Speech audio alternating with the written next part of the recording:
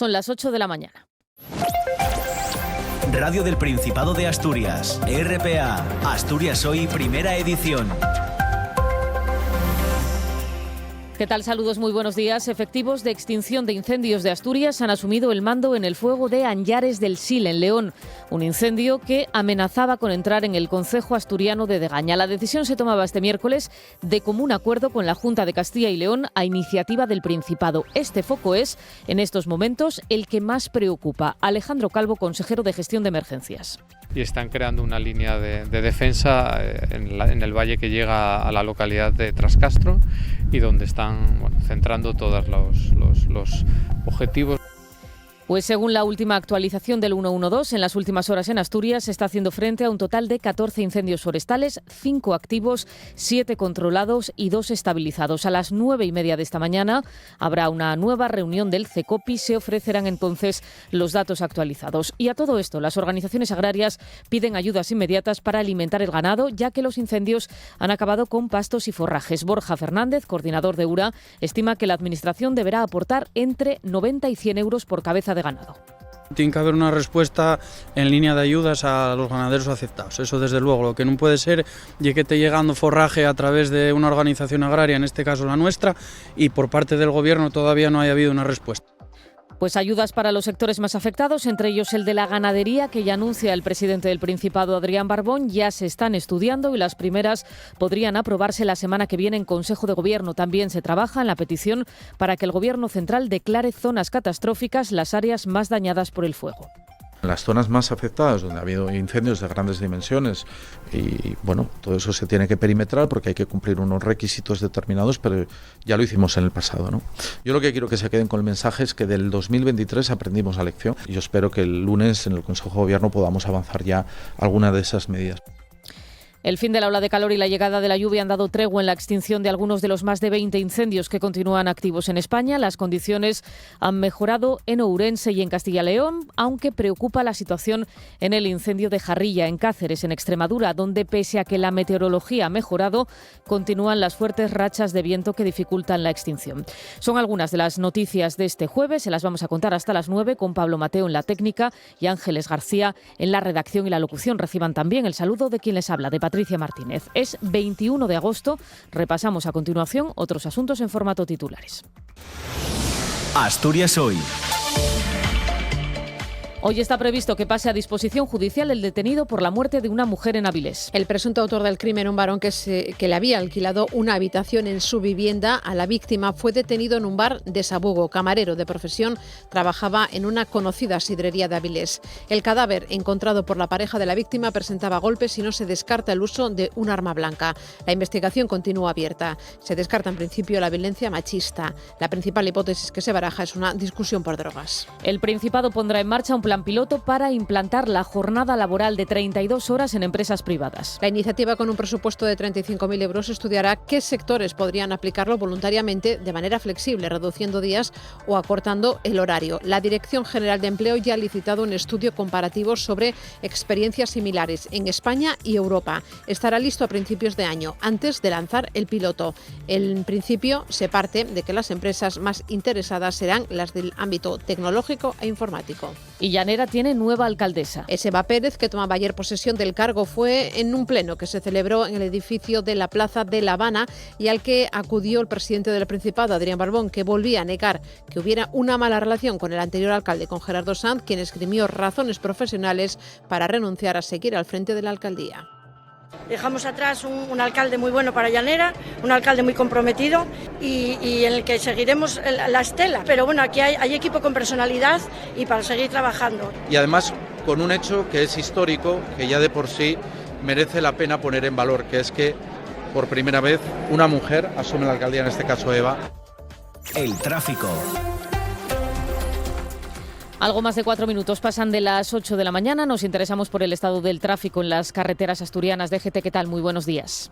Muy buenos días. Amanece con tranquilidad esta jornada de jueves. Solo van a encontrar algunas dificultades de acceso a Oviedo por la carretera O14 y también ya en la A66 a su paso por Cogollo, ya en dirección norte. Por lo demás, a esta hora no registramos mayores incidencias y se circula con normalidad.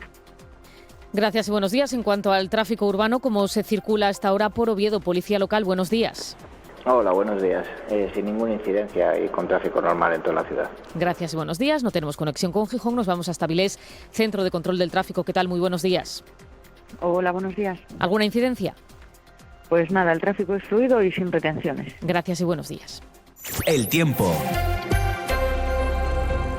Pues vamos a detenernos ahora en la previsión del tiempo que nos acerca David Arango. ¿Qué tal? Muy buenos días. Hola, muy buenos días, Patricia. Hoy tenemos por delante un día en el que poco a poco el tiempo se va a ir estabilizando. Tenemos algunas lloviznas a esta hora de la mañana. Durante la tarde las precipitaciones se retiran del centro y del occidente de Asturias. Todavía lloverá un poco más durante la tarde en el extremo oriental del Principado. Las temperaturas hoy prácticamente serán un calco a las del día de ayer. Mañana y pasado mañana ambiente soleado, además con un importante ascenso de las temperaturas el sábado. El domingo volverá a cubrirse el cielo, pero no lloverá.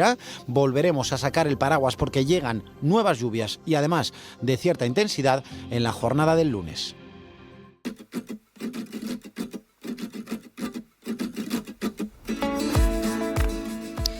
Pues vamos avanzando en esta semana, se acerca ya el fin de semana, pero evidentemente hay mucho que escuchar, mucho que hablar, todo lo que hay que oír a partir de las 9. Arantxa Margolles, ¿qué tal? Muy buenos días. ¿Qué tal? Muy buenos días. Pues mira, Patricia, hoy te traigo un programa cargado de, no sé, tan cargado de cosas como normalmente, pero sobre todo muy, muy variadas. Pues adelántanos alguna.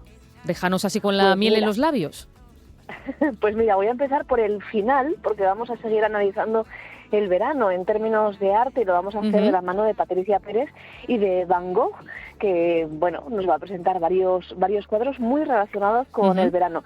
Eso va a ser el final del programa, pero al principio pues empezamos como cada jueves recordando la solidaridad de organizaciones como Mar de Niebla, que nos va a presentar su área de inclusión social, y también con el programa de atención a víctimas de violencia en Colombia. Vamos a conocer otra de esas 5 historias de los refugiados que están estos meses aquí en Asturias. Entre medias vamos a hablar también del campo, por medio de la Central Lechera Asturiana. Sobre todo vamos a hacerlo también con mucho humor, ahora que la situación aquí en Asturias pues ya se va estabilizando un poquitín y ya estamos un poco más tranquilos. Pues vamos a comentar sobre todo las noticias más virales y vamos a hacer también un ejercicio que yo creo que es muy necesario, que es hablar de canciones y de músicas que nos ponen felices, porque es tan importante sentirse feliz, sobre todo cuando empieza a llegar el fin de semana. Pues la música y el humor que nunca nos falten. Arantxa, que tengas buen día. Hasta mañana. Hasta mañana. Están escuchando Asturias Hoy, primera edición. 8 minutos pasan de las 8 de la mañana y como les contábamos en la portada, el balance de situación de los incendios forestales en Asturias es de 14 focos, 5 activos, 7 controlados y 2 estabilizados. Efectivos de extinción de incendios de aquí de Asturias asumían ayer el mando de la extinción del foco originado en Anllares del Sil, en León, que amenazaba, ya saben, con entrar en Degaña. La decisión se tomaba de común acuerdo con la Junta de Castilla y León a iniciativa del Principado. Este incendio es hasta ahora el que más preocupa. Allí en Degaña continúan los trabajos con maquinaria pesada para generar líneas de defensa y los bomberos de Asturias trabajan ininterrumpidamente para tratar de evitar que las llamas del incendio entren en Anllares del Sil, en Ponferrada, y que lleguen al suroccidente asturiano. Los efectivos trabajan junto a bomberos de Castilla y León en ese flanco leonés, según el consejero de Gestión de Emergencias, Alejandro Calvo. Y están creando una línea de defensa en el valle que llega a la localidad de Trascastro y donde están centrando todos los objetivos, ¿no? Teniendo en cuenta que es una zona de alto valor ecológico, donde hay zonas de hábitat de urogallo y de oso. A las 9:30 de esta mañana, el presidente del Principado, Adrián Barbón, va a participar en la reunión del Centro de Coordinación Operativa Integrado, el CECOPI, que es el que realiza el seguimiento de la evolución de los incendios forestales. Vuelven a reunirse un día más en la sede del SEPA, del Servicio de Emergencias del Principado, en La Morgal, en Llanera. Pues esta mejoría en las últimas horas ha hecho que desde hoy vuelvan a estar operativas rutas que se habían suspendido como medida preventiva ante estos incendios forestales. Se trata de los transportes a las reservas de la biosfera de Picos de Europa, Poncebos, Sotres Moriles, Arenas, Poncebos, también el funicular de Bulnes en Cabrales y la subida a los lagos de Covadonga en Cangas de Onís va a permanecer suspendido, no obstante, el servicio de autobús a la reserva de la biosfera de Somiedo. Y a todo esto, el presidente del Principado, Adrián Barbón, anuncia que se está elaborando ya la petición para que el Gobierno central declare zonas catastróficas las áreas más dañadas por el fuego en nuestra comunidad. Para ello es necesario conocer en detalle los daños y recopilar la información que trasladen los ayuntamientos. En las zonas más afectadas, donde ha habido incendios de grandes dimensiones, y bueno, todo eso se tiene que perimetrar porque hay que cumplir unos requisitos determinados, pero ya lo hicimos en el pasado, ¿no? Yo lo que quiero que se queden con el mensaje es que del 2023 aprendimos la lección. Gobierno del Principado que ha comenzado también a trabajar en la definición de los perímetros de afección a los pastos y en la declaración de daños en reservas de la biosfera tras esos incendios que afectan en estas últimas semanas a Asturias. El consejero de Gestión de Emergencias, Alejandro Calvo, explicaba que Medio Rural ya coordina con el Ministerio de Agricultura medidas para que los pastos quemados no vayan a ser un problema en el cumplimiento de la PAC. Quizás la más avanzada y donde ya se está trabajando en el ámbito del Gobierno es en definir los perímetros de la afección a los pastos, que esos pastos quemados no vayan a ser un problema a la hora de cumplir los compromisos que tienen en la PAC. En el ámbito de mi consejería, por ejemplo, se está trabajando en la declaración vinculada a las reservas de la biosfera y luego con carácter general, sobre todo la superficie, pues habrá que hacer, como ha sucedido en las otras ocasiones, un catálogo y una valoración de las infraestructuras, de los daños que haya habido, sobre todo aquellos daños materiales que puedan ser resarcidos dentro del marco de ese tipo de ayudas. Y en este escenario, las organizaciones agrarias piden ayudas inmediatas para alimentar al ganado, ya que los incendios han acabado con pastos y forrajes. 5 explotaciones de Cangas del Narcea y de Somiedo han recibido en las últimas horas más de 37 toneladas de silo donadas por los ganaderos de toda Asturias. Estas 6 ganaderías en total tienen unas 200 reses cada una y han tenido que solicitar ayuda solidaria para alimentar al ganado que ya no puede ir a pastos como consecuencia de los incendios. 5 camiones han hecho el traslado de forma gratuita, con 25 rollos de silo cada uno, que son más de 37 toneladas de alimento donado por ganaderos de toda Asturias. Su coste podría rondar los 4.000 euros. Borja Fernández, que es el coordinador de URA, estima que la Administración debería aportar entre 90 o 100 euros por cabeza de ganado. Tiene que haber una respuesta en línea de ayudas a los ganaderos afectados. Eso desde luego. Lo que no puede ser es que esté llegando forraje a través de una organización agraria, en este caso la nuestra, y por parte del Gobierno todavía no haya habido una respuesta. Además, algunas de esas organizaciones agrarias exigen un cambio en la política medioambiental que tildan de restrictiva, con mayor capacidad de acción para los habitantes del territorio. También piden que se refuerce la protección frente a la fauna salvaje que inhibe de llevar ovejas o cabras a los montes. Lo piden Mercedes Cruzado de COAG, Fernando Marrón Dusanga. La ganadería estaba en el monte los 24 horas del día y todos los días del año, desbrozando y limpiando el monte. Pero ¿quién es el valiente que tiene hoy un rebaño de ovejas, de cabras, incluso de terneros o potros en el monte, cuando sabes que te los va a matar todos el lobo? El abandono que se está produciendo es peligroso. Hasta ahora parece ser que solo afectaba la fauna salvaje, que me nos comía un ternero o dos, pero ahora se está viendo que a medida que vamos desapareciendo los ganaderos y lo que veníamos anunciando que era un problema gordísimo, ahora lamentablemente está saliendo a la luz. Asaja reclama que ningún ganadero con superficie afectada por los incendios sufra penalizaciones, en este caso en sus ayudas de la PAC. Pues respecto a esas ayudas para los ganaderos afectados por los incendios, el presidente del Principado, Adrián Barbón, anuncia que en la reunión de este próximo lunes del Consejo de Gobierno se espera poder avanzar ya alguna, aunque subraya que es algo que lleva su tiempo, que tiene que estar sometido a control financiero y jurídico. A mí me gustaría poder decir alegremente vamos a dar tantas ayudas, pero eso lleva una tramitación lógica y un control financiero jurídico. Y yo espero que el lunes en el Consejo de Gobierno podamos avanzar ya alguna de esas medidas. El jefe del Ejecutivo asturiano además adelantaba que los presupuestos de 2026 aumentarán la partida para que los ayuntamientos tomen medidas de prevención contra los incendios y ha pedido además al Partido Popular que respalde esas cuentas. Ahora bien, la coordinadora de montes vecinales en Mano Común de Asturias vuelve a solicitar que se devuelvan los montes comunales de origen vecinal a las comunidades que así lo soliciten. Dicen que si esto se cumpliera, tal y como se aprobó en la Junta General, no habría tantos incendios como los que estamos viviendo. Y la razón principal, según Vitorina Rodríguez, Antón, que es la presidenta de esta coordinadora de montes vecinales en Mano Común de Asturias, es que los vecinos, legítimos propietarios de esos montes, realizarían una gestión forestal más adecuada, con lo que se lograría disminuir el número y los efectos de esos incendios forestales. Antiguamente los montes estaban atendidos de otra manera, estaban limpios.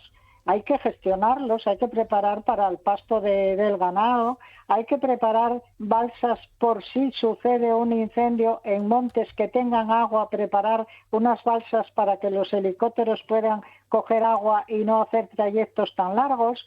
Hay muchas cosas, hay desbroces de senderos que están cerrados, que como dicen, eso nunca existió cuando lo gestionaban los pueblos. La devolución de los montes vecinales en Mano Común permitiría, aseguran, fijar población, generar riqueza y crear empleo en el mundo rural, pero la Administración del Principado, dicen, es un obstáculo para la devolución de los mismos y les condena a pleitos interminables y a trámites administrativos innecesarios. Y todo, dicen, que es por intereses económicos. Hay un interés, como dicen, que es dinero. Si hay madera, pues claro, se vende la madera, porque aquí están también implicados ciertos ayuntamientos, casi todos.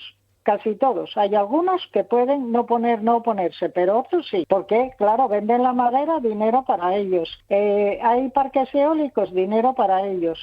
Solicitan una reunión con los responsables competentes en materia de montes y mundo rural de los partidos políticos con representación en la Junta General. De hecho, quieren un encuentro con la diputada del PSOE, Alba Álvarez, con la diputada de Iniciativa por Asturias e Izquierda Unida, Delia Campomanes, y del Grupo Mixto, Covadonga Tomé.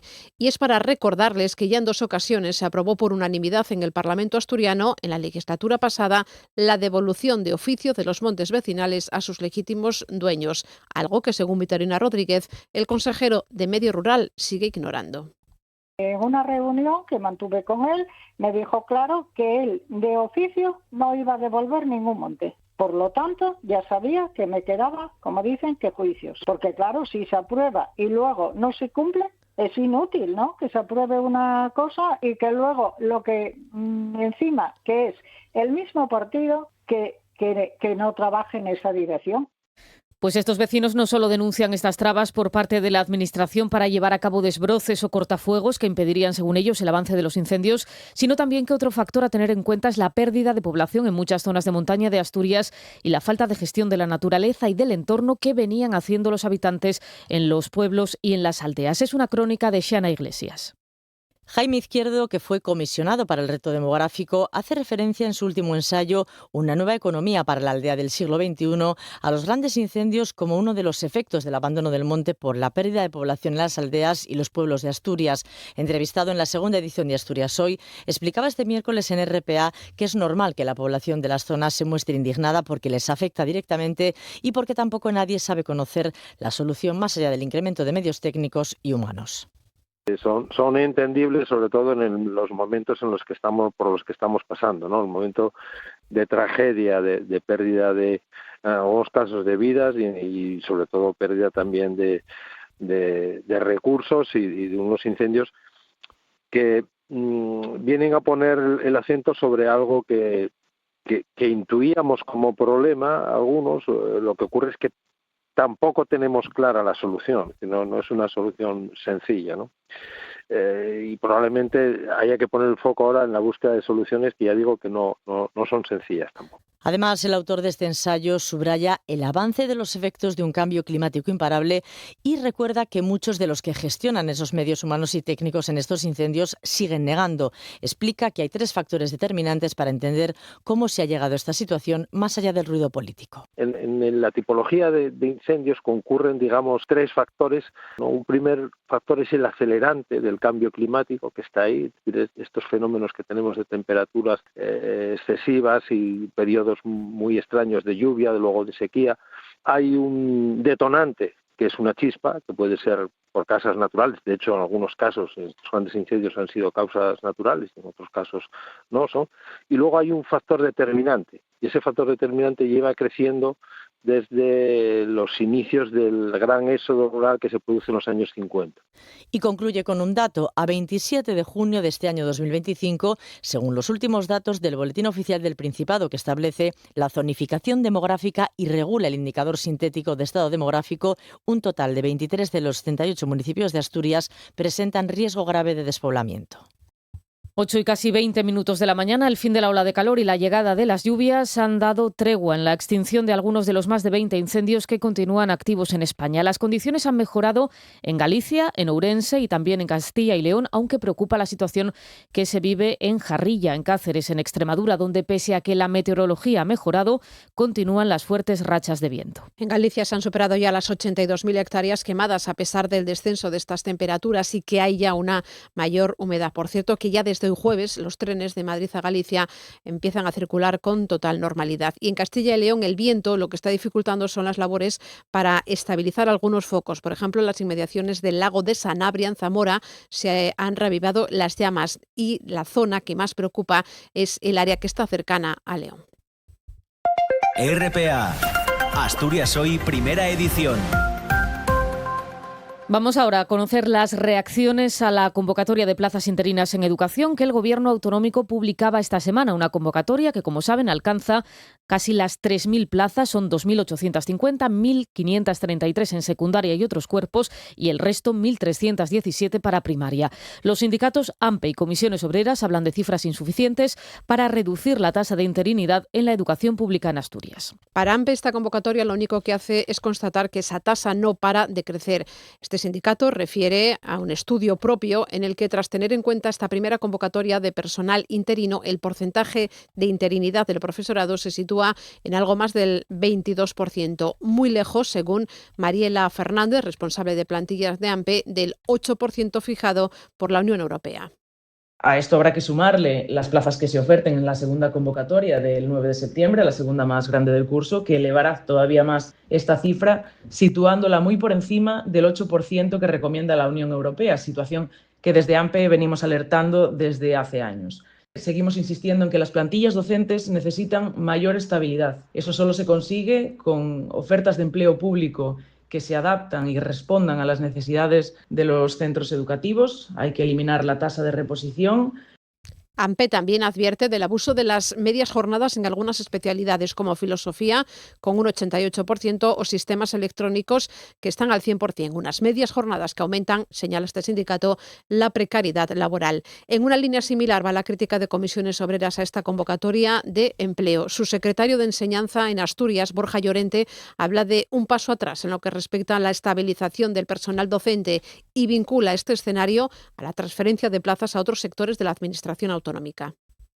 Esta cifra de interinidades supone un paso atrás en las políticas de estabilización que se habían desarrollado en los últimos años, ya que se había logrado reducir la interinidad a la mitad, pero volvemos a tener las 3.000 plazas que históricamente el 25% de la plantilla están vacantes en Asturias. Esto es fruto de la amortización de plazas, es fruto de la transferencia de plazas de educación a otros sectores como la sanidad, al SESPA, y supone que miles de docentes pues tendrán contratos precarios durante este curso un año más y certifica que la estabilización fue una oportunidad perdida por parte del gobierno asturiano. Además, Borja Llorente asegura que esta convocatoria de empleo perjudica especialmente a los centros educativos del Oriente y del Occidente. Esta interinidad se centra en los centros de las salas de Asturias y centros que atienden a población vulnerable. Por tanto, quienes más necesitan o quienes más deberían tener un apoyo con un profesorado estable se convierten en las víctimas de estas políticas incomprensibles de personal que sigue el gobierno asturiano fomentando la precariedad. Y se lo contábamos en titulares, el Principado inicia un plan piloto pionero en España para implantar la jornada laboral de 32 horas en empresas privadas. La iniciativa, con un presupuesto de 35.000 euros, va a estudiar qué sectores podrían aplicarla voluntariamente de manera flexible, reduciendo días o acortando el horario. La Dirección General de Empleo ya ha licitado un estudio comparativo sobre experiencias similares en España y en Europa. Estará listo a principios de año, antes de que se lance ese programa piloto, y en principio se parte de la hipótesis de que las empresas más interesadas serán las del ámbito tecnológico. Y les contábamos también en titulares que Llanera ya tiene nueva alcaldesa. Se trata de Eva Pérez, la hasta ahora teniente de alcalde. El Grupo Municipal Socialista respaldaba la propuesta de la Ejecutiva local y el Pleno del Ayuntamiento de Llanera formalizaba la semana pasada la renuncia del anterior alcalde Gerardo Sanz. Este miércoles Eva Pérez tomaba posesión del cargo. Fue en un pleno extraordinario que se celebró en el edificio de la Plaza de La Habana y al que acudió el presidente del Principado, Adrián Barbón.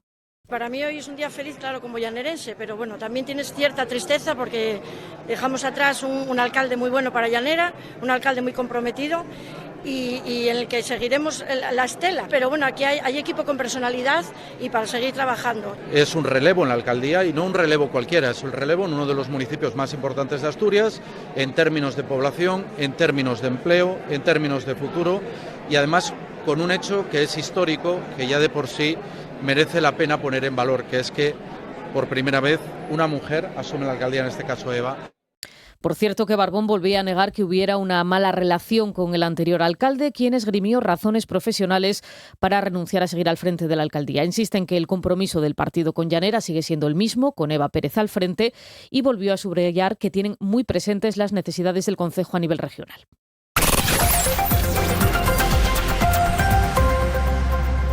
Cinco minutos para que den las 8:30. El detenido por la muerte de Noelia González en Avilés se ha acogido a su derecho a no declarar ante la policía. Pasará hoy a disposición judicial. La investigación continúa abierta y se descarta en principio la violencia machista. La principal hipótesis que se baraja es una discusión por drogas. El presunto autor del crimen es un varón que le había alquilado una habitación en su vivienda a la víctima y fue detenido en un bar de Sabugo. Camarero de profesión, trabajaba en una conocida sidrería de Avilés donde no salen de su asombro. El cadáver encontrado por la pareja de la víctima presentaba golpes y no se descarta el uso de un arma blanca. El presunto culpable va a pasar hoy a disposición judicial. Hasta entonces queda pendiente conocer los resultados de la autopsia de la víctima y esclarecer los motivos del asesinato. Se están siguiendo varias líneas de investigación. Y el juzgado de instrucción número 1 de Gijón ha ordenado la puesta en libertad provisional del detenido por la agresión sexual de una joven de nacionalidad francesa en la playa de Poniente en la madrugada del pasado 13 de agosto. La argumentación se basa en que no percibe riesgo de fuga ni de que el acusado vaya a obstaculizar la investigación, que continúa abierta para esclarecer los hechos, pues las versiones del acusado y de la víctima se contradicen. Una libertad provisional que está condicionada a que el acusado comparezca en el juzgado los días 1 y 15 de cada mes, una medida que su defensa pidió el pasado fin de semana cuando trascendieron los hechos. RPA, Asturias Hoy, primera edición. El SESPA finalizó el mes de julio con 21.500 personas pendientes de una operación quirúrgica. Son casi 2.000 menos que hace un año. El tiempo de espera se redujo en 4 días. En las consultas con un especialista también se reducen las cifras, tanto de tiempo de espera como en número de personas en espera. Tiene todos los datos Estíbaliz Urquiola. A finales de julio había casi 2.000 personas menos esperando por una operación con respecto a hace un año. Y también se ha reducido el tiempo de espera, de 88 días a 84. Además, hay que destacar que en julio el SESPA realizó 4.124 operaciones, la mayor cifra desde el 2018 y 120 más que el año pasado. En cuanto a consultas, los datos siguen siendo positivos. Hay 5.582 personas menos que hace un año esperando para ver a un especialista. Y el tiempo de espera para acudir a esa consulta ha bajado en una semana, situándose en los 88 días. Otro parámetro que mejora es el de las pruebas diagnósticas. Hace un año había más de 34.000 personas esperando por una. Han disminuido en 3.648. Asimismo, el tiempo de espera se ha reducido en todas en las que se hace un seguimiento, como TCs, ecografías o colonoscopias. Las resonancias magnéticas siguen siendo las pruebas que más bajan, con un descenso con respecto al 2024 de 26 días. Y casi un centenar de familiares de personas con autismo y discapacidad intelectual se concentraban este miércoles delante de la puerta de hospitalización de Luca en defensa de una atención sanitaria adaptada. Piden formación, que no haya listas de espera en determinados casos, que se mejore la unidad bucodental Monte Naranco y que se implante en Asturias la tarjeta AA de atención adaptada. Esther Fernández es la madre de Pedro, es un niño de 6 años con autismo de grado 3 que estuvo más de un mes con dolores porque la única forma de sacarle una muela, según dijeron en la unidad bucodental de Monte Naranco, era con anestesia general en quirófano. Acabó recurriendo a un dentista privado. Esther Fernández y Anabela Gutiérrez, cuyo hijo también está diagnosticado con autismo, las escuchamos. En esta clínica privada simplemente hizo falta poner un calmante a mi hijo, tan siquiera llegar a sedarle ni meterle en un quirófano, con lo que todo eso supone para una persona y sobre todo con autismo, y en 5 segundos tiraron de la muela y se la sacaron. Como hay una unidad para pacientes especiales, te lo mandamos allí y tú piensas, jolín, pues allí harán algo de especial, le darán alguna medicación, le pondrán alguna sedación mínima por la que se deje explorar. No. Se han concentrado en el Luca junto a más familias para pedir una sanidad adaptada, formada y sin listas de espera para personas con TEA y discapacidad intelectual. También piden la implantación en Asturias de esa tarjeta AA de atención adaptada que ya existe en otras comunidades. Ana Rosa Grana y Carmen García son madres también de niños con autismo. Con mi hijo puedo llegar a una urgencia, puedo estar esperando media hora, pero a lo mejor en otro momento no puedo estar media hora esperando. Pero por ejemplo en mi caso, pero hay casos como el de Pedrín o otros casos que no pueden esperar ni 5 minutos. Que es que los niños no es que no quieran, es que no pueden, por su circuito cerebral, por sus conexiones, ellos no pueden, no soportan esas situaciones de estrés porque no saben a lo que se enfrentan. Y les contamos que el Grupo Municipal de Izquierda Unida Convocatoria por Oviedo ha presentado una propuesta para avanzar en la reordenación de la antigua zona sanitaria del Cristo.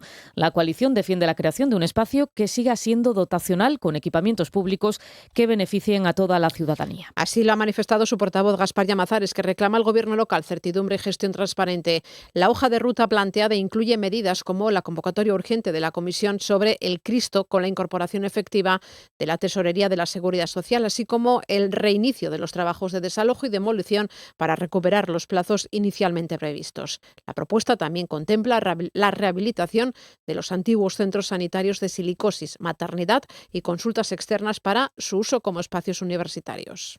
El carácter de esa zona al servicio de todos los ciudadanos, el carácter público, servicios públicos, dotaciones públicas, es decir, su carácter no especulativo. Y en segundo lugar, significaría también una tramitación ágil mediante un plan especial que pudiera permitir la ordenación de todos los terrenos en su conjunto, no de una parte para dejar otro agujero negro. Y por último, que todos estos aspectos cuenten con la información debida y la información puntual a los vecinos. Y el Principado niega falta de transparencia en el borrador del decreto de pisos de uso turístico publicado el pasado 13 de agosto. La viceconsejera de Turismo, Lara Martínez, afirma que las acusaciones del colectivo Casocia no responden a la realidad. Asegura que se reunió en agosto en 2 ocasiones con esta asociación y que siempre hubo entendimiento. Además, niega que cualquier persecución al sector y subraya que solo se actúa contra quienes incumplen la ley. Recuerda que hay un procedimiento administrativo abierto para presentar alegaciones al texto. Acaba el 12 de septiembre esa fase de información pública a la que ellos y cualquier persona o entidad puede presentar alegaciones. Por tanto, hay un procedimiento administrativo y eso se lo explicamos en las reuniones. Hay un procedimiento administrativo que garantiza esa transparencia. El Principado y la lucha del Principado es contra las viviendas de uso turístico ilegales. Y el Ayuntamiento de Avilés saca a licitación el contrato para las obras de rehabilitación y ampliación del edificio protegido situado en el número 18 de la calle Palacio Valdés, un equipamiento que se convertirá en un centro de atención diurna intergeneracional. Está prevista una inversión de casi 2 millones de euros en una obra que cuenta con ayuda de los fondos europeos Next Generation. Ana Suárez es concejala de Personas Mayores de Avilés. E intentar sobre todo potenciar la autonomía de las personas para poder hacer una vida lo más normalizada posible, poder disfrutar de un envejecimiento activo y saludable, que es uno de nuestros objetivos sin lugar a dudas. El edificio se va a conservar todo lo que tiene que ver con la parte emblemática, ¿no? La parte estética original del mismo, eso se tiene que conservar, es un edificio pseudoprotegido. Están escuchando Asturias Hoy, primera edición. El camino primitivo con salida desde Oviedo hacia Santiago de Compostela ha experimentado este año un incremento de peregrinos de un 12%. De hecho, las estadísticas, que solo contabilizan, eso sí, a las personas que alcanzan el jubileo, contabilizan hasta el domingo 17 de agosto de este año unos 17.500. Y la mayoría de esos peregrinos que deciden iniciar el camino desde ese inicio, es decir, desde la Catedral de Oviedo, que es el punto de partida de la ruta jacobea más antigua, son extranjeros, llegados de más de un centenar de países diferentes. Cifras que corroboran desde la Asociación de Empresarios del Camino Primitivo, cuyo presidente es Manuel López, y recuerda que es el trazado que más adeptos gana. Este año es muy positivo, hay un aumento hasta la fecha de sobre un 12% de peregrinos que llegan a Santiago siendo primitivo y bueno, eso es muy positivo, es el camino casi que más creció este año y en su mayoría es gente extranjera, que bueno, más positivo todavía que vengan a conocer el Principado, ¿no? Esta asociación de empresarios del Camino Primitivo agrupa a más de 60 establecimientos y profesionales asturianos comprometidos con el desarrollo sostenible, la calidad y la hospitalidad en el Camino Primitivo entre Oviedo y Santiago de Compostela. Su objetivo es promover el territorio, apoyar a los peregrinos y fortalecer la economía local a través de una red de servicios que acompañan al peregrino en cada etapa. Nosotros estamos aquí en la lucha porque de todos esos 17.000 que llevan pasado este año, pues una parte empezó en Lugo y nuestra lucha es porque lo hagan completo, ¿no? Entonces esa otra parte que nos queda por vencer ahí, porque claro, Galicia también nos hace competencia, ellos lo promocionan desde Lugo, que son los últimos 100 kilómetros y bueno, gente que a lo mejor no puede, lo resulta más fácil lo hace desde allí, pero bueno, nuestra lucha igual que Oviedo es que empiecen en el origen y conozcan todo el camino. Desde el año 2015 el Camino Primitivo fue declarado Patrimonio de la Humanidad por la UNESCO junto con el Camino del Norte. Atraviesa Asturias y Galicia. Comienza la Catedral de Oviedo y sigue un trazado que pasa por localidades como Lugo y Melide, donde se une con el Camino francés para llegar hasta Santiago. Pues son las cifras de récord de este año 2025 relativas a la ruta primitiva, la que realizó hace 12 siglos Alfonso II el Casto. Partió de Oviedo para llegar a Santiago para visitar la tumba del apóstol. Ya es por segundo año consecutivo el trayecto que más sube, que más se ha popularizado. Algo tendrá que ver ese origen primigenio histórico de la tradición jacobea y también los ingredientes patrimoniales y naturales que forman parte de su trayecto. Recorrido del que vamos a hablar en los próximos minutos y para ello ya tenemos en el estudio a Lourdes Campillo, que es presidenta de la Asociación Asturleonesa de Amigos del Camino de Santiago. ¿Qué tal? Muy buenos días. Hola, buenos días, Patricia. Y a Pablo Sánchez, que es tesorero de la asociación. Bienvenido. ¿Qué tal? Muy buenos días. Buenos días, Patricia. Bueno, en primer lugar, la asociación se fundó hace 35 años. Trabaja en la promoción de las distintas rutas jacobeas y también es la encargada de la administración de ese albergue de peregrinos de El Salvador, que actualmente está ubicado en el complejo del Seminario Metropolitano de Oviedo, aunque si no recuerdo mal estuvo en la calle Pedro Mestallón también unos cuantos años. Y en Adolfo Posada. ¿Cómo está estos días el albergue? ¿El albergue? Bueno, el albergue estos días está prácticamente lleno. Uh-huh. Viene gente de todos los lugares. Tenemos de Plaza 65 y el mes de agosto, mes de julio son los meses de más afluencia de peregrinos. Yo quería preguntarles qué razones, Lourdes, explican este aumento de los peregrinos que eligen el camino primitivo y que llevamos así unos cuantos años, que es el que más sube y lo hace además en 2 dígitos. Bueno, vamos a ver. El francés sigue aumentando. El mayoritario, evidentemente. Sí.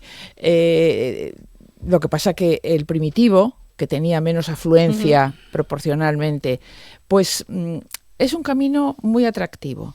En primer lugar, porque es de los llamados de corto recorrido. Es un camino que tiene poco más de 300 kilómetros, con lo cual se puede hacer, para explicarnos mejor, de una vez. No el francés que se eterniza un poco porque hay que disponer de mucho tiempo para hacerlo completo. Incluso están proliferando muchísimo ahora los peregrinos que hacen 100 kilómetros. Para obtener la Compostela. Pero que es el mínimo, ¿no? El mínimo, sí. El mínimo son los 100 kilómetros. En el caso del camino primitivo sería Lugo, que luego está promocionando mucho también ese tramo, ¿no? La naturaleza. Claro.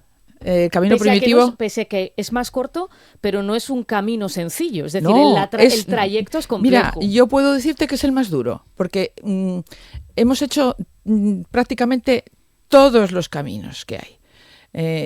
Por supuesto el francés lo hemos hecho 3 veces, el de la costa o del Camino del Norte otras 3 veces, el portugués otras 3 veces, el de Madrid 2 veces, el de invierno por distintas variantes.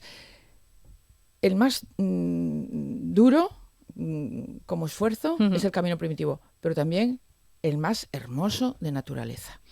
Y también de patrimonio cultural, histórico, precisamente vinculado a la ruta jacobea, partiendo ya de mano de esa catedral de Oviedo. Por supuesto, la catedral, el monasterio de San Salvador de Cornellana, el pueblo de Salas, que todo el conjunto es precioso, Obona, que merece una atención especial de la cual carece en la actualidad.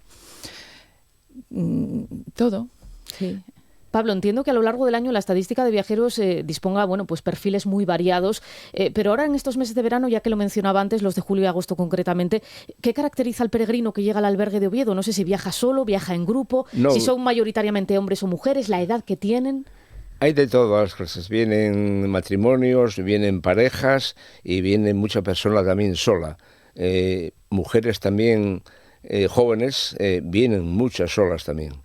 ¿Han observado también ustedes la llegada de nuevas procedencias o no tan habituales, particularmente peregrinos asiáticos de Corea, de China, de Taiwán? ¿Cómo se están adaptando tanto ellos como ustedes a esta diversidad cultural y lingüística? Perfectamente. Ellos por lo regular todos hablan inglés y nosotros chapurreamos también algo, pero está el móvil y con el móvil nos entendemos perfectamente. Bueno, y los hospitaleros hablan inglés los dos, ¿eh? Esto se lo pregunto también a ustedes porque al menos este año más de la mitad de esos peregrinos registrados en el censo, que son los que llegan a Santiago y que alcanzan el jubileo y que realizan el camino primitivo, son extranjeros de más de 100 nacionalidades. No sé si se hace una buena difusión de esta ruta fuera de España o llegan también atraídos por esa combinación que mencionábamos antes de patrimonio y de naturaleza. Es decir, al final es un conglomerado de factores. Todo influye y sobre todo el ser el camino primigenio. El primero que se realizó y el origen de todo salió de Oviedo. Todo. Ese germen entiendo que también tiene como mucha repercusión, sobre todo en estos tiempos que corren, en las redes sociales, ¿no? En la experiencia de otros peregrinos que trasladen de unos a otros cuando llegan de nuevo a sus lugares de origen, trasladan la experiencia de ese camino de Santiago. Bueno, y también, Patricia, el francés está muy masificado. Ese es un factor también importante, claro. ¿no? Sobre todo porque quizá quienes vayan a emprender tomen la decisión efectivamente de programar esta ruta, se informen previamente, se dan cuenta de que el camino francés, evidentemente es el más popular, el más mayoritario, el más masificado, sobre todo en estos tiempos que corren, y entonces tomen la decisión de buscar una alternativa. Mira, la mayoría de los peregrinos que vienen a hacer el camino primitivo ya hicieron otro camino previo. Entonces, claro, no quieren repetir. Y como uno de los más atractivos es el camino primitivo, pues se deciden por el primitivo. Los peregrinos, cada uno viene con sus intenciones, ¿eh? Yo quiero reivindicar el origen religioso del camino. Sin ese origen no habría camino. De hecho, se lo iba a mencionar, se me ha adelantado. Quien haya hecho el camino, quien esté planteándose hacerlo, sabe que cada uno busca siempre sus motivaciones para emprender la ruta. Y son muy variadas. Evidentemente, la religiosa es una de ellas. Y tiene cabida todas. Desde luego. Sí. Sobre todo porque esa experiencia compartida entre los peregrinos trasciende la motivación de cada uno, ¿no? Al final es como una cuestión general, ¿no? Compartida. No sé si suelen contarlas los peregrinos cuando llegan al albergue, por ejemplo, bien cuando llegan o bien cuando se van y dejan esa impronta, ¿no? En el libro de visitantes, ¿cuáles son sus motivaciones? No demasiado. En el libro normalmente sobre lo que hablan es sobre el recibimiento que reciben, que tienen.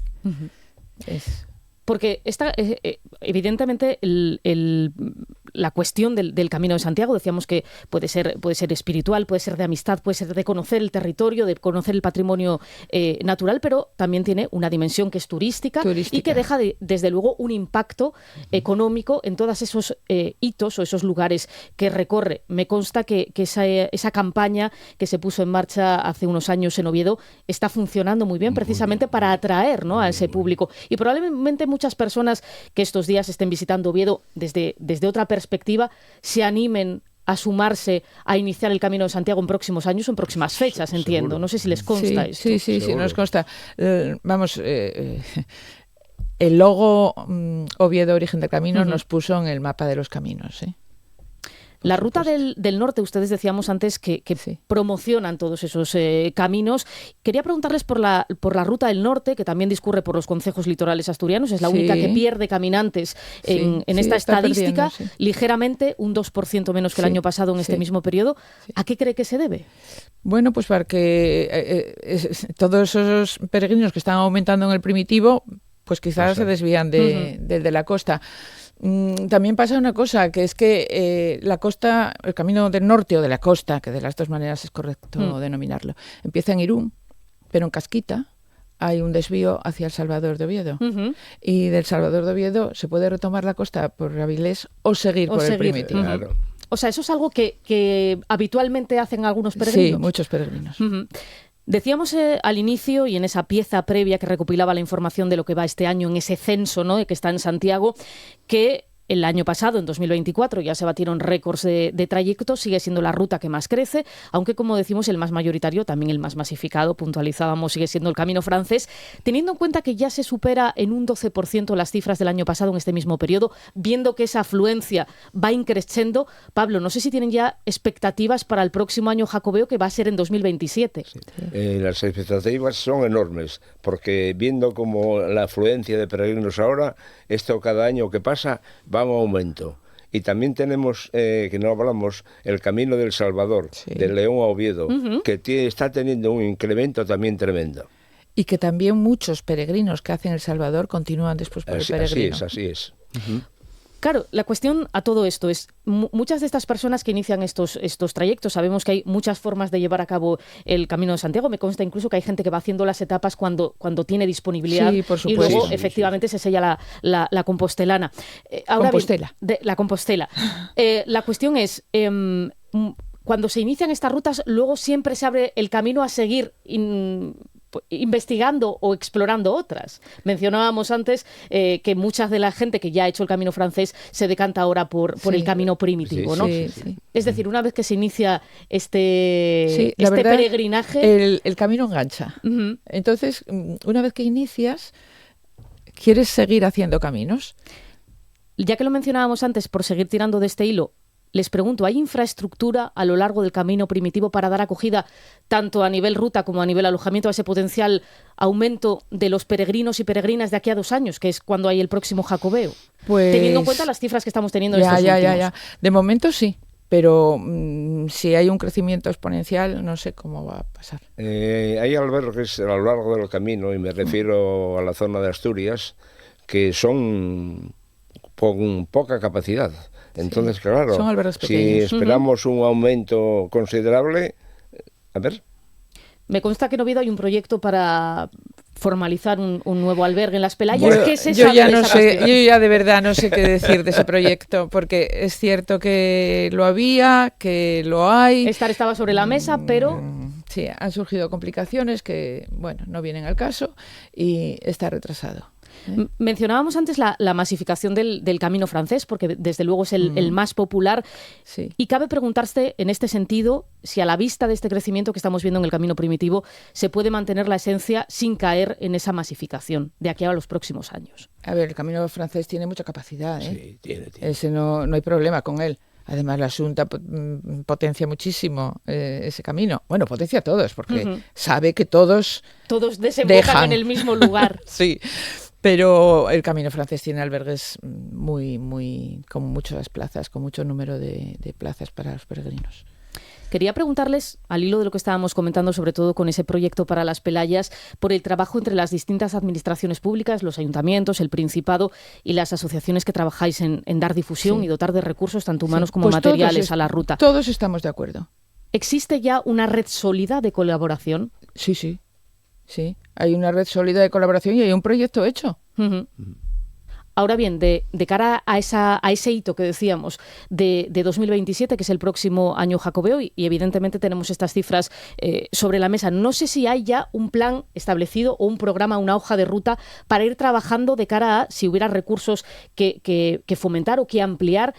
Tenemos 2 años por delante. Mira, eso escapa de nuestras posibilidades, ¿eh? Nosotros ya sabes que hacemos la acogida del peregrino en nuestro albergue de Salvador con 65 plazas, no podemos estirarlas más, no hay posibilidad. Hay días que se da la vuelta a peregrinos por razones de seguridad, por cuestiones, en fin, que no se puede evitar. Las plazas no se pueden estirar, porque hay gente que dice, no, si nos dejáis dormir en el suelo, en un saco. No, mira, es que el albergue tiene una capacidad, unas normas de acogida y tenemos que ajustarnos a ellas. Me consta que en los últimos años se ha puesto, no sé si decir de moda, porque al final también estas cosas son las que se comparten en redes sociales, ¿no? Y a través de pues estos personajes, influencers, creadores de contenido y demás, que bueno, pues determinadas empresas ofrecen realizar el Camino de Santiago de una forma, vamos a decirlo así, como cómoda, ¿no? Despojados de la mochila, alojados en hoteles y donde pues un servicio de transporte lleva todo ese equipaje de un lugar a otro. Entiendo que la comodidad tiene que ser pues una prioridad para muchos de los peregrinos, pero yo quería preguntarles, que me sean sinceros, ¿esto pierde la esencia del Camino de Santiago? Es otra forma de peregrinar. De hecho, nosotros también nos acogemos a esa forma, porque en nuestra asociación somos todos mayores y ya no estamos para cargar tantos kilos, ¿no? 11 kilos, por ejemplo. Claro. Ya te comentaba antes, el camino está abierto a todo. Acoge todas las posibilidades. Nosotros caminamos todo. Desde el momento en que terminamos un fin de semana en un punto, lo retomamos al fin de semana siguiente en ese mismo punto. Por supuesto que la esencia del camino inicial es hacer el camino seguido, etapa por etapa, desde el principio hasta el final. Pero sin llegar a ser un tour peregrino, podemos seguir siendo peregrinos de cualquier forma. Por cierto, que el mes pasado se llevó a cabo en Oviedo una recreación de esa salida del rey Alfonso II hacia Santiago, a quien interpretó el actor Ramón Langa. Formaba parte de un programa de actividades pues, para conmemorar ese primer peregrino. ¿Qué impacto creéis que tiene este tipo de actos sobre el público general que quizá desconoce el origen del camino? Pues positivo, desde luego. Positivo. Todo lo que sea promoción del camino a mí me parece genial. Porque entiendo, Pablo, que llamó mucho la atención y generó mucha expectación, sobre todo ver a Ramón Langa ataviado, ¿no? Con ropas medievales. Muchísimo. Causó esa sensación, desde luego. ¿Se va a repetir este tipo de actividad, este tipo de recreación para, no sé si ya hay algún calendario para este tipo de actividades en próximas fechas o al menos para el año que viene? Pues pienso que sí, y sobre todo de cara al 27. Pues Lourdes Campillo, presidenta de la Asociación Asturleonesa de Amigos del Camino de Santiago, Pablo Sánchez, tesorero de la asociación, muchísimas gracias por habernos acompañado hoy aquí en el estudio. Que vayan muy bien estos próximos meses, que se sigan batiendo esas cifras de récord, porque eso significa que el camino primitivo tiene mucho éxito, pero que evidentemente sea sostenible, ¿no? Que efectivamente todos esos recursos que hay sean lo suficientes para atraer a esas personas y que si no, pues se pongan en marcha nuevos mecanismos. Yo quiero daros las gracias a vosotros por poner sobre la mesa el camino. Ha sido un placer. Muy buenos días. Igualmente, muchas gracias. En Asturias Hoy, primera edición, Deportes. Repasamos ahora la crónica deportiva con Diego Domínguez. ¿Qué tal? Muy buenos días. ¿Qué tal? Buenos días. El extremo croata Josip Brekalo se convertirá en las próximas horas en nuevo jugador del Real Oviedo. El futbolista rescindirá su contrato con la Fiorentina para firmar con la entidad carballona por una temporada. Podría no ser el único refuerzo del equipo carballón para los costados, ya que el club también pretende al neerlandés Geraldo Becker sin ficha en la Real Sociedad. La plantilla azul, por su lado, sigue preparando el partido del domingo a las 9:30 de la noche ante el Real Madrid en el Carlos Tartiere, y para el que el belga Lander Dondecker apunta a titular, formando pareja junto a Kwasi Sibu en el centro del campo en su debut con la camiseta azul.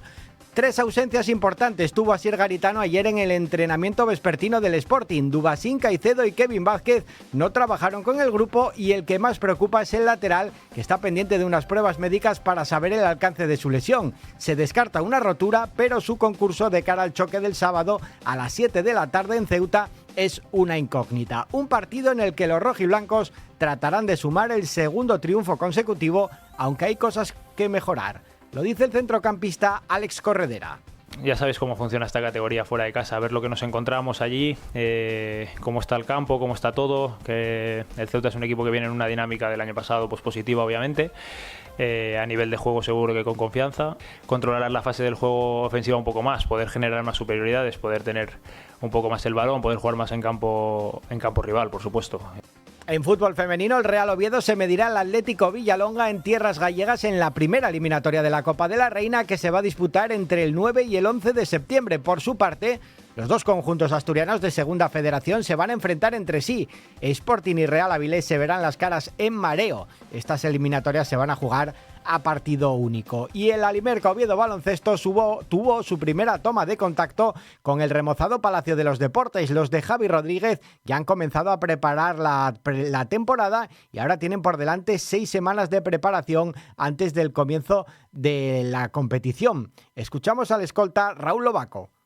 Bueno, objetivo siempre pelear cada partido, intentar ser mejor equipo cada semana, ¿no? Creo que seguimos un núcleo del año pasado que nos puede ayudar a empezar bien la liga, así que bueno. La única ausencia fue la del estadounidense Bryson Godin, que aún está en su país debido a unos problemas familiares.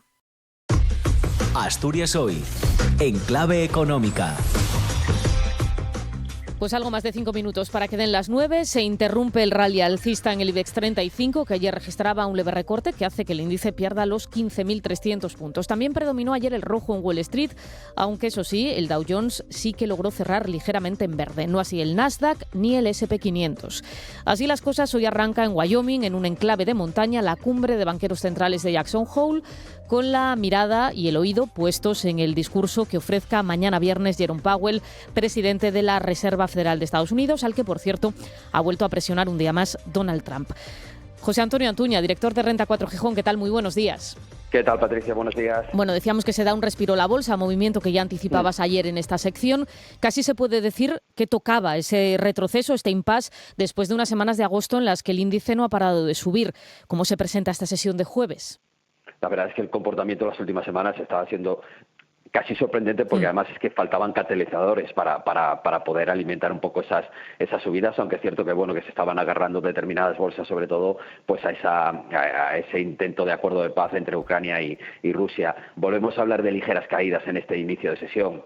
Vienen los futuros marcando caídas en torno al 0,10, incluso en el Eurostock prácticamente están planos, pero sí que volvemos a hablar un poco de que el mercado está bastante tranquilo. En este caso pues nos toca hablar de pequeñas caídas, pero bastante tranquilo y muy con el foco, yo creo que también puesto un poco lo que decías en esa reunión de Jackson Hole que empieza hoy, en ese discurso sobre todo de Powell mañana a las 3 de la tarde, toda vez que ayer pues bueno, conocimos un poco las actas de la FED y todavía pues aunque el mercado descuenta que puede venir esa baja de tipos en todavía no hay consenso, ¿no?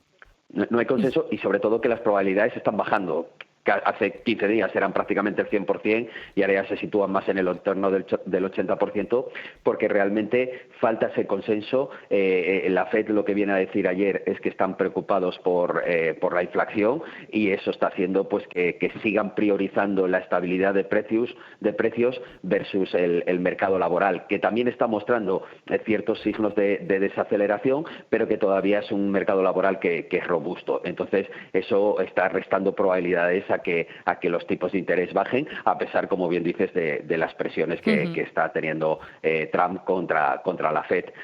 Y hoy sí que es verdad que tenemos alguna referencia macroeconómica importante. Nos gustan mucho estos indicadores adelantados. Hoy conocemos los PMIs a nivel mundial, los PMIs ya de agosto, que nos van a dar pues un termómetro adelantado de cómo está haciendo el mes de agosto y de cómo está la economía a nivel mundial, porque ya hemos conocido, por ejemplo, los de Japón, que han mostrado cierta mejoría en el sector manufactura, pero cierto deterioro en el sector de servicios, y conoceremos pues nada, a lo largo de la mañana los de Europa y por la tarde en Estados Unidos, con lo cual pues bueno, estos datos macro sí que puede tener cierta relevancia a lo largo del día de hoy. Eso a la espera, como decimos, que Jerome Powell hable mañana, pronuncie ese discurso en la cumbre de Jackson Hole, que se inicia hoy, y como decíamos que Donald Trump ha vuelto a meter presión para que baje los tipos en septiembre. De hecho, dice que ya llega tarde, lleva pidiéndolo meses, ya lo sabemos. Entiendo que lo que quiere ahora el presidente estadounidense es una bajada más acusada de tipos.